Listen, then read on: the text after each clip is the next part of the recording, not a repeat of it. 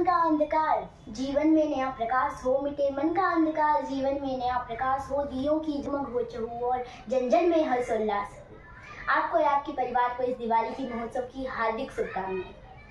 हमारे भारतवर्ष में विविधताओं को एकता का प्रतीक माना जाता है। हमारे भारतवर्ष को यहाँ पर भिन्न भिन्न संस्कृति, अलग अलग प्रांतों के त्योहारों को नई खुशियों और उमंग के साथ मनाया जाता है। और ये जो दीपावली का महोत्सव है, इसे पारिवारिक जिम्मेदारी, आपसी बंधुता और उमंग के साथ रहने की प्रेरणा देता है। हमारे मर्यादा पुरुषोत्तम श्री राम जी ने लंका पर विजय प्राप्त करके 14 वर्ष का वनवास पूरा करके वो इस दिन अयोध्या लौटे थे, इसलिए हम ये दीपावली का महोत्सव मनाते हैं। इस दिन हम मिठाइयाँ बांटते हैं, दिए जलाते हैं, पटाखे फोड़ते हैं, ये सब तो हम सभी करते हैं, है ना।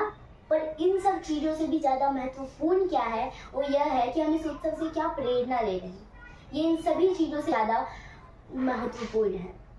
तो हमें इस उत्सव से क्या प्रेरणा लेना है? हमें इससे यह प्रेरणा लेना है कि हमें अपने अंदर के रावण का वध करना है, अपने पवित्र भावनाओं के उजाले से अपने दुर्गुणता के अंधकार को कम करना है, अपने अवगुण को कम करना है, अपने आप को बेहतर बनाना है और अपने आप को सर्वश्रेष्ठ बनाना है।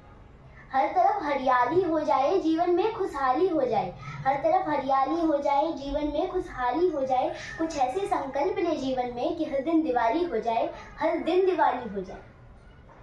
अब जो दीपावली का महोत्सव है, तो दिवाली की पूजा होती है। हम सभी के मन में बहुत सारे डाउट आते हैं इसे सुन के कि दिवाली की पूजा कब होनी चाहिए, कैसी होनी चाहिए और किन किन भगवान की पूजा होनी चाहिए। तो सबसे पहले तो हम जब भी दिवाली की पूजा करते हैं, माँ लक्ष्मी की पूजा करते हैं, वो हमेशा शाम को होती है। माँ लक्ष्मी का टाइम होता है शाम को, जब भी हम पूरे दिन में सारा काम करते हैं और शाम को आके हम पैसे गिनते हैं या पैसे रखते हैं। तो शाम का टाइम होता है माँ लक्ष्मी को वेल्थ एक्यूमुलेशन का टाइम होता है शाम का। Evening is the time of wealth accumulation. तो शाम को होता है प्रदोष काल।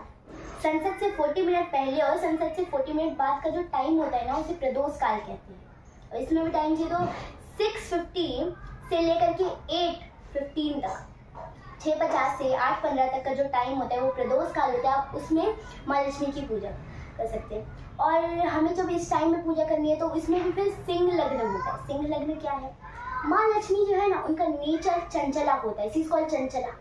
वो कहीं स्टेबल नहीं रहती, तो उनको स्टेबल करने के लिए तो हमें भगवान विष्णु बनना पड़ेगा। हम भगवान विष्णु तो हो नहीं सकते, उन्हें सिर्फ भगवान विष्णु स्टेबल कर सकते। तो माँ लक्ष्मी को स्टेबल करने के लिए अगर हम चाहते हैं कि माँ लक्ष्मी स्टेबल रहे, तो हमें सिंह लग्न में पूजा करनी है। सिंह लग्न में पूजा कैसे करनी है और क्यों करनी है?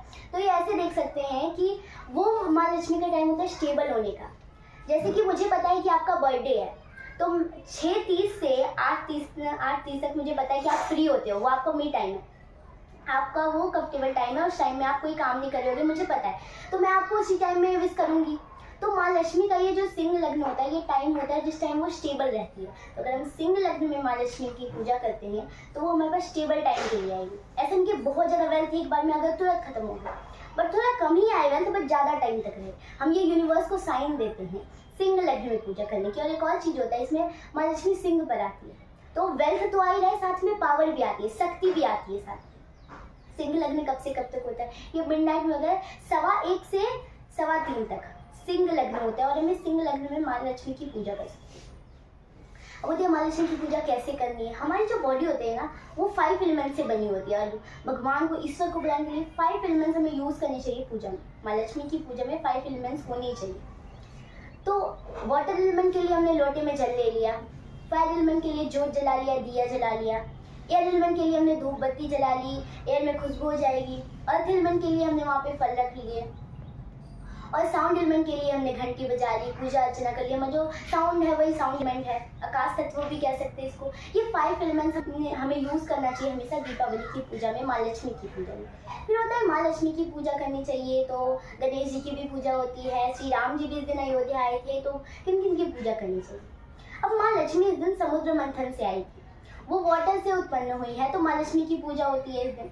अब इतना ऑस्पिशियस सा ओकेजन है, वेल्थ आ रहा है, लक्ष्मी की पूजा हो रही है, तो वहाँ पे विघ्नहर्ता भी होने चाहिए, विघ्न को हरने के लिए गणेश जी की भी पूजा होनी चाहिए।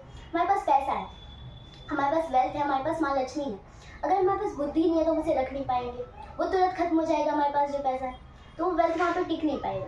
तो माँ सरस्वती भी होनी चाहिए, अगर वहाँ माँ लक्ष्मी है तो माँ सरस्वती भी होनी चाहिए, माँ सरस्वती की भी पूजा होनी चाहिए। पैसे है तो कुबेर जी की भी पूजा होनी चाहिए।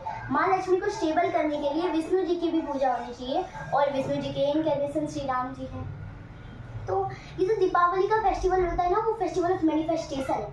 आप जिस भाव को मैनिफेस्ट करना चाहते हैं, उस भाव की पूजा कीजिए।